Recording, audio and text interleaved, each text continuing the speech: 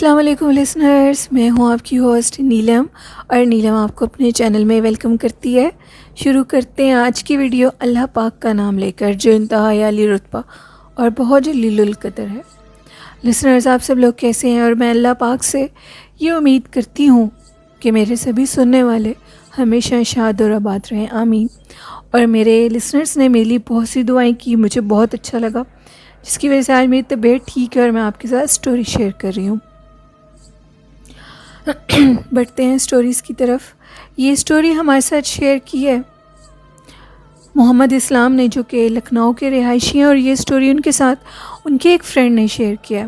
محمد اسلام کہتے ہیں کہ یہ سٹوری ان کے فرینڈ کی زندگی کی سچی خوفناک کہانی ہے، ان کے دادا ابو کی زندگی کی، اور اس کہانی میں بالکل بھی جھوٹ نہیں ہے۔ یہ آج سے 1963 کی بات ہے۔ ان کے جو دادا ابو تھے وہ بیمار تھے اور ان کی طبیعت بہت زیادہ خراب تھی، جس کی وجہ سے ان کو ہاسپٹل لے کر جانا تھا۔ اور محمد اسلام کے جو فرینڈ ہیں، ان کے فادر یعنی کہ اور ساتھ ان کے وہ جو دادا ابو تھے، وہ دونوں ہاسپٹل میں چلے گئے، اور ساتھ ان کے کزن بھی تھے۔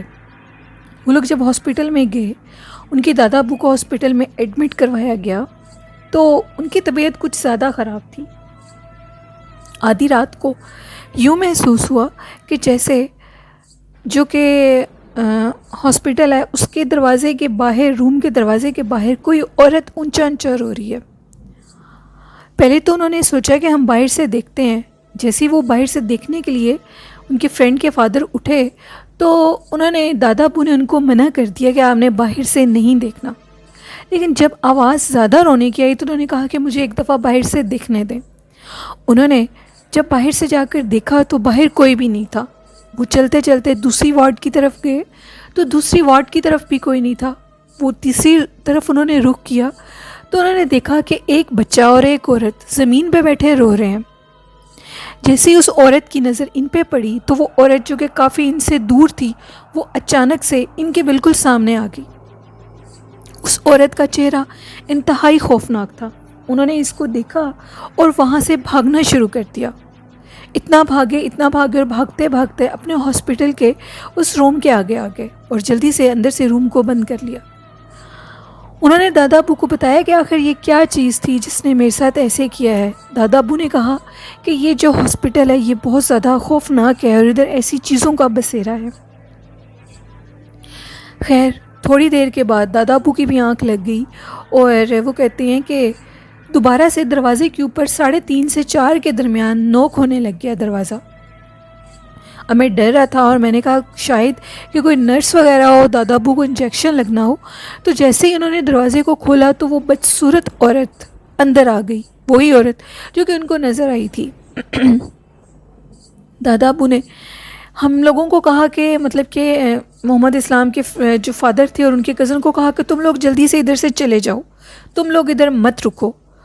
دادا ابو نے ان کی ایک بات بھی نہیں مانی اور ان کو کہا کہ تم لوگ جاؤ۔ جیسے ہی وہ باہر نکلے اور انہوں نے جا کر نرس کو بلانا چاہا، تو واپس آنے تک وہ جو بھی بدصورت مخلوق تھی اس نے دادا ابو کا گلا دبا دیا تھا، اور دادا ابو اس دنیا فانی سے کوچ کر چکے تھے۔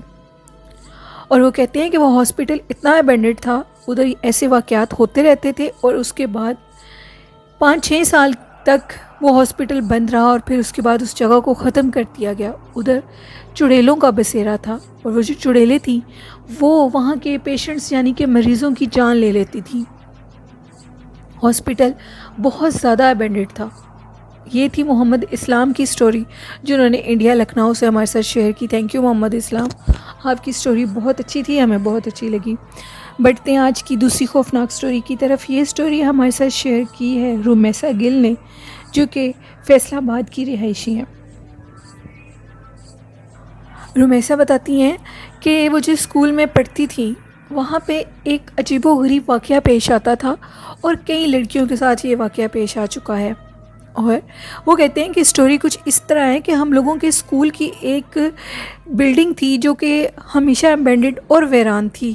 ادھر بہت کم لوگ جاتے تھے، لڑکیاں جاتی تھیں، لیکن جیسے ہی بریک ہوتی تھی تو اکثر لڑکیاں وہاں پہ اپنا لنچ باکس لے کر بیٹھ جایا کرتی تھی کچھ کھانے کے لیے۔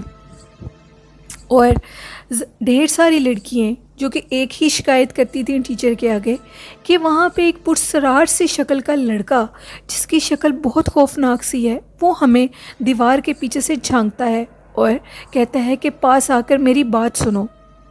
اور جہاں وہ کھڑا ہوتا ہے اس کی بیک سائڈ پہ ایک پرانی سی بلڈنگ بنی ہوئی ہے اور اندر دروازہ نہیں لگا ہوا، اور وہ راستہ کافی لمبا ہے جو کہ پرانی کلاسز بنی ہوئی ہیں، وہاں پہ کوئی بھی نہیں جاتا، اور وہ ادھر کھڑا ہوا ہوتا ہے۔ اور اکثر لڑکیوں کو جب وہ نظر آتا ہے تو کچھ لڑکیوں کی طبیعت بہت زیادہ خراب ہو جاتی ہے۔ اسی طرح رومیسا کہتی ہیں کہ ایک دن میں بھی اپنی فرینڈس کے ساتھ ادھر بیٹھ کے اپنا لنچ باکس کھولا ہی تھا ابھی، تو مجھے وہاں پہ ہلکی سی سرسراہٹ کی آواز آئی۔ مجھے لگا شاید بلی وغیرہ ہوگی، لیکن جیسے ہی میں نے دیکھا تو وہاں پہ ایک لڑکا کھڑا ہوا تھا، اور وہ وہی پرانی بلڈنگس اور پرانے رومز کو جو راستہ جاتا تھا وہاں کھڑا تھا، اور مجھے اپنی طرف بلانے کا بار بار اشارہ کر رہا تھا۔ میں نے جب اس کی طرف دیکھا تو میں نے پوچھا تم کون ہو، جس پہ اس لڑکے نے بولا کہ تم میری بات سنو۔ میں بہت زیادہ ڈر گئی، اور میں نے اپنی فرینڈس کو کہا کہ دیکھو وہ لڑکا پیچھے کھڑا ہوا ہے، اور میری فرینڈس نے بھی اس کو دیکھا۔ وہ لڑکا ہم لوگوں کی آنکھوں کے سامنے ان پرانے کمروں میں چلا گیا، اور وہ کمرے اتنے اندھیرے زیادہ تھے، وہاں پہ جا کر وہ کدھر گیا کوئی نہیں جانتا، اور لڑکیوں کے اسکول میں وہ لڑکا کہاں سے آیا کہاں سے نہیں آتا یہ کوئی نہیں جانتا۔ بہت سی لڑکیوں کو وہاں سے اسیب بھی چپکا ہے، اور اس کے بعد انہوں نے اس بلڈنگ کو مکمل طور پہ ادھر راستے میں انہوں نے کچھ ایسی چیزیں لگا دی ہیں کہ کوئی بھی وہاں پہ نہ جا سکے، اور بعض دفعہ وہاں سے خون کے بھرے ہوئے پاؤں بھی نظر آتے ہیں، اور چوکیدار یہی کہتا ہے کہ وہاں پہ کوئی بھی نہ جائے کیونکہ وہ جگہ بہت زیادہ خوفناک ہے۔ اور ہم لوگوں کا اسکول ہے جو وہ مشہور ہے کہ وہاں پہ پہلے ایک قبرستان ہوا کرتا تھا، اور اس قبرستان کو مسمار کر کے انہوں نے ادھر اس اسکول کو بنایا۔ اسکول بہت ابینڈیڈ ہے، اور ایسے کئی واقعات وہاں پہ پیش آتے رہتے ہیں۔ تھینک یو رومیسا، آپ کی سٹوری بہت اچھی تھی، ہمیں بہت اچھی لگی۔ بڑھتے ہیں آج کی تیسری خوفناک سٹوری کی طرف۔ یہ سٹوری ہمارے ساتھ شیئر کی ہے وقاص احمد نے۔ وقاص احمد بتاتے ہیں کہ یہ سٹوری جو کہ سرگودا سہیوال کی سٹوری ہے، اور جس شخص کے ساتھ یہ پیش آئی ہے اس کی زندگی کا سچا خوفناک واقعہ ہے۔ وہ کہتا ہے کہ ایک دن مجھے اپنی زمینوں پہ جانا تھا، اور میں نے یہی ڈیسائیڈ کیا کہ آج میں پیدل جاؤں گا، میں موٹر بائک پہ نہیں جاؤں گا۔ گرمیوں کے دن تھے، اور میں اپنے گھر سے 9 بجے کے قریب نکلا۔ میں بالکل اکیلا تھا، اور میں چلتے چلتے جا رہا تھا۔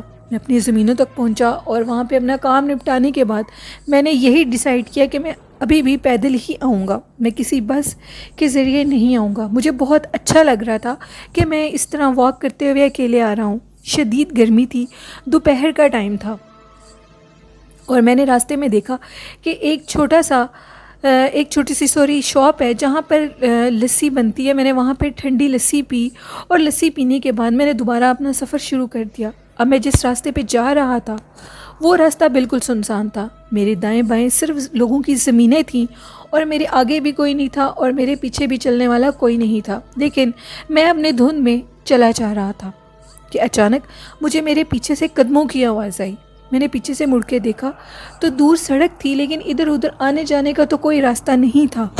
ایک عورت جو کہ کالے برقعے میں تھی اور مجھے روک کر کہنے لگی، بھیا میری بات سنو، مجھے راستہ تلاش کرنا ہے، مجھے راستہ بتاؤ آگے کہاں جانا ہے۔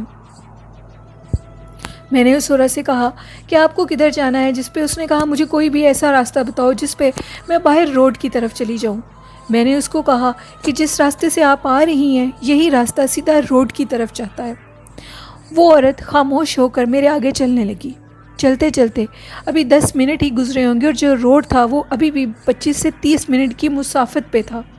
میں اپنے دھن میں اپنے موبائل کو دیکھ رہا تھا کہ اچانک میری نظر پڑی تو وہ عورت غائب ہو چکی تھی، کیونکہ ادھر ادھر جانے کا کوئی راستہ نہیں تھا۔ اگر وہ ادھر ادھر بھی جاتی تو وہ ان زمینوں پہ مجھے جاتی ہوئی ضرور نظر آتی جو کہ بالکل خالی تھیں، اور وہاں پہ لوگوں کا نام و نشان نہیں تھا۔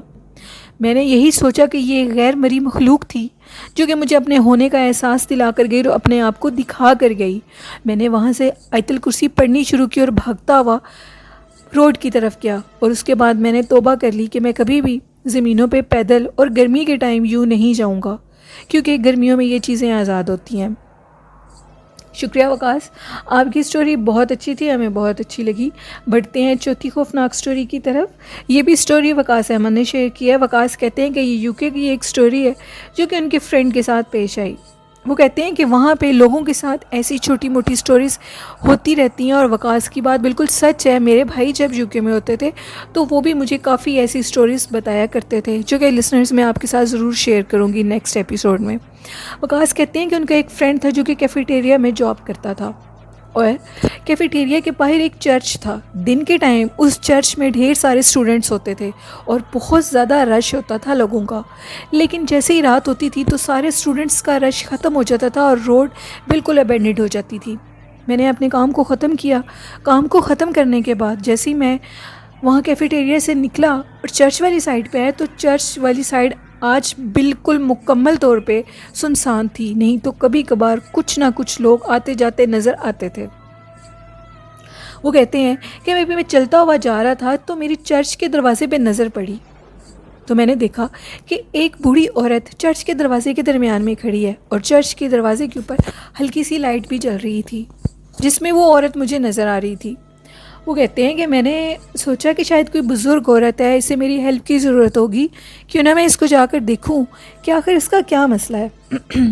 میں آگے گیا، میں نے اس عورت سے پوچھا کہ ابھی میں اس کے قریب ہی سوری گیا تو میں نے دیکھا کہ اس کی جو ہائٹ تھی وہ ضرورت سے زیادہ بڑھنے لگی۔ ابھی مجھے یہ پوچھنے کی فرصت ہی نہیں ملی کہ آپ کو کسی چیز کی ضرورت ہے، اس عورت کا قد اور شکل انتہائی خوفناک ہونے لگی۔ میں نے اب یہی سوچا کہ یہاں سے بھاگ جانے میں میری عافیت اور میں یہاں سے بھاگ جاؤں۔